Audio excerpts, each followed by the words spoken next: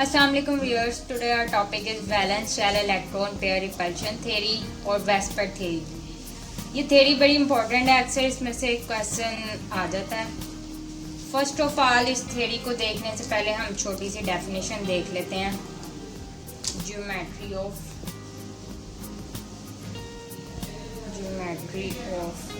Molecule. Geometry of molecule क्या होता है? The three-dimensional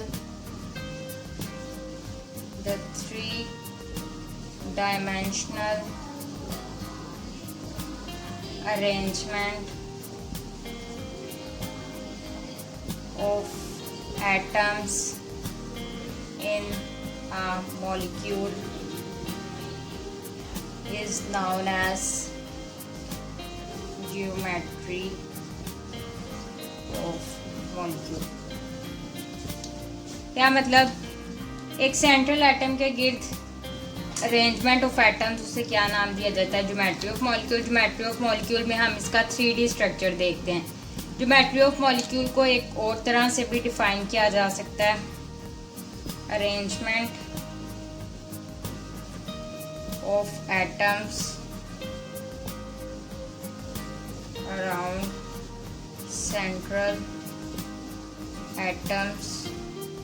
central atom at definite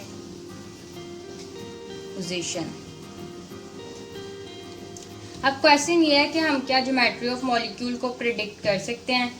तो कर सकते हैं बिल्कुल. किस थ्योरी के जरिए? Vesper theory. This theory was presented by Neil Hallam and गिलिप्सी. Now question is what is Vesper theory? Basic assumption इसकी क्या है?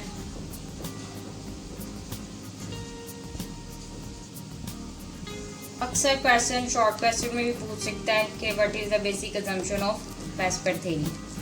क्या है? The basic assumption of Vesper theory is कि जो इलेक्ट्रॉन पेयर होते हैं, चाहे वो लॉन पेयर हो या बॉन्ड पेयर हो, वो अरेंज करते हैं खुद को सेंट्रल एटम के इर्द गिर्द इस तरह से कि उनमें रिपल्शन कम से कम हो. क्या? इलेक्ट्रॉन पेयर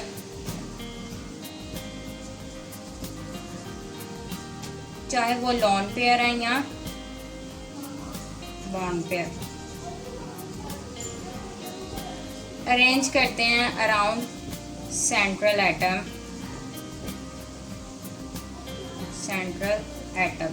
इन सच अ वे, इस तरह से कि रिपल्शन कम से कम हो, मिनिमम रिपल्शन हो. ठीक है.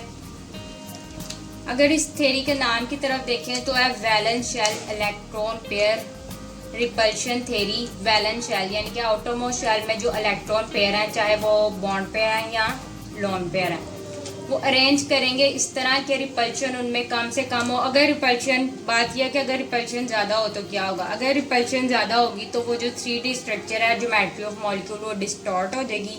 बिल्कुल जो उसका मॉलिक्यूल की शेप है ख़राब हो जाएगी, यानी कि मॉलिक्यूल अनस्टेबल स्टेट में चला जाएगा, एग्जिस्ट ही नहीं करेगा. तो रिपल्शन कम से कम इसलिए रखी जाती है ताकि मॉलिक्यूल्स एक स्टेबल प्लेस में या स्टेबल स्टेज में रह सकें. अब 1 बाय 1 इसके पोस्टुलेट्स देख लेते हैं.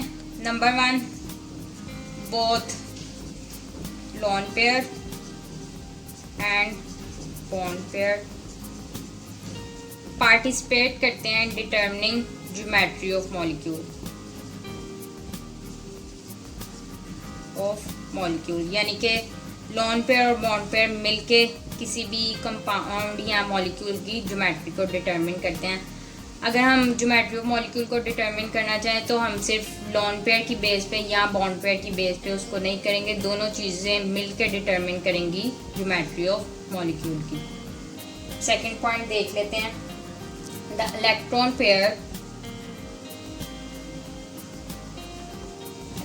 पेयर अगेन इलेक्ट्रॉन पेयर क्या है? लॉन पेयर और बॉन्ड पेयर अरेंज होते हैं around central atom to remain at maximum distance apart.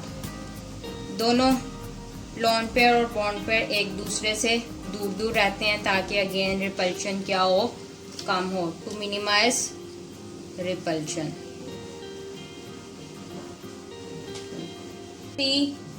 The electron pair of lone pair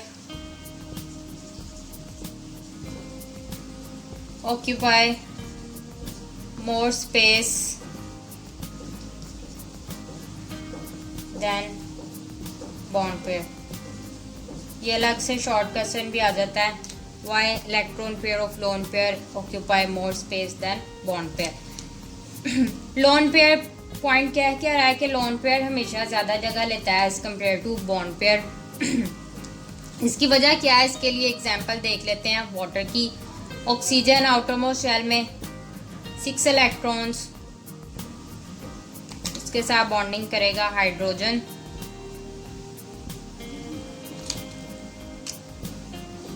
ये दोनों क्या है, ऑक्सीजन के लोन पेयर। ये बातें मैं लास्ट वीडियो में एक्सप्लेन कर चुकी हूँ।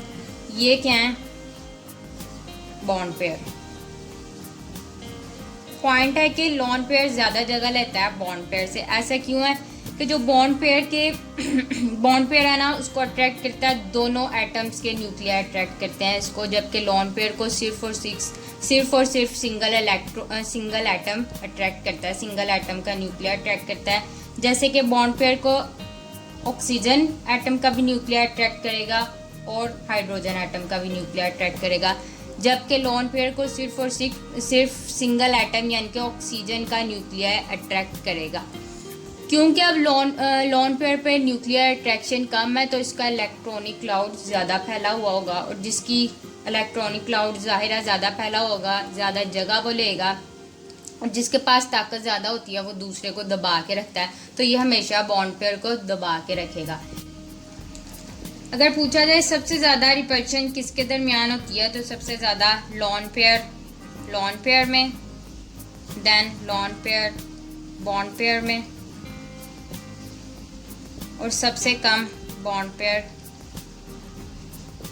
पेयर में। ठीक है, अगर लोन पेयर हो सबसे ज़्यादा एक दूसरे को रिपेल करेंगे। इसी को क्या नाम देते हैं, वैन डर वॉल रिपल्शन। अब नेक्स्ट पॉइंट देखते हैं। पॉइंट नंबर 4 क्या है कि मल्टीपल बॉन्ड्स जैसे डबल बॉन्ड है या ट्रिपल बॉन्ड, उनको हमेशा as a single electron pair consider किया जाता है। किसमें, ज्योमेट्री ऑफ मॉलिक्यूल डिटरमिन करने में।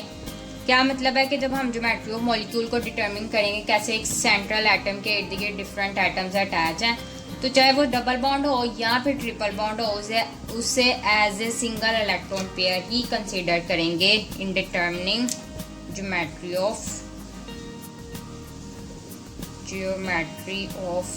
मॉलिक्यूल।